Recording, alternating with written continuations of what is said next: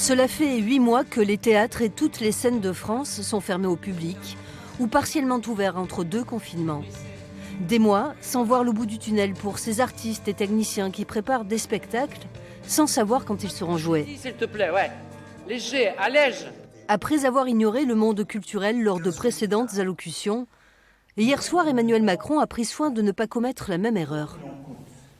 Les salles de cinéma, les théâtres, les musées pourront reprendre leur activité, toujours dans le cadre des protocoles sanitaires qui ont été négociés.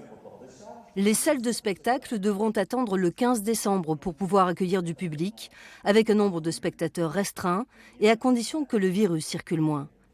Sous une pression et des critiques croissantes du monde de la culture, Emmanuel Macron a entrouvert une lueur d'espoir, un début de soulagement, mais pas de grand enthousiasme. On est en train de répéter, oui, mais après, quand on pourra présenter nos pièces, c'est pour présenter pour 20 personnes dans la salle, 30 personnes dans la salle. Voilà. C'est pas viable. Ah, c'est pas viable. Je trouve ça pas suffisant. Même nous, en tant qu'artistes, on a besoin aussi de voir ce que les autres artistes font. Et donc, du coup, ça veut dire qui va aller voir ces spectacles. Est-ce qu'on va se retrouver entre artistes à voir les spectacles les uns des autres?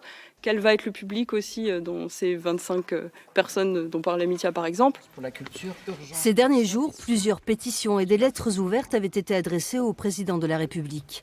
Les intermittents du spectacle réclament que leurs droits soient prolongés au-delà de l'été 2021. Pour l'instant, cette demande est restée lettre morte. Pour Jean-Claude Fall, la culture fait les frais d'un système de santé malmené. Le problème, c'est un problème de notre système de santé. Il n'y a pas assez de lits pour accueillir tout le monde. Et il n'y a pas assez de monde pour sauver les vies. Mais ça, c'est le système de santé qui a été attaqué par eux depuis des années. Quand je dis eux, c'est tous ces promoteurs du néolibéralisme qui nous tuent. Parce que c'est pas seulement le Covid qui nous tue. Des mesures jugées insuffisantes pour sauver les nombreuses compagnies au bord de la faillite, mais il voit toutefois dans ces annonces une bouffée d'oxygène permettant de renouer enfin avec la scène et le public.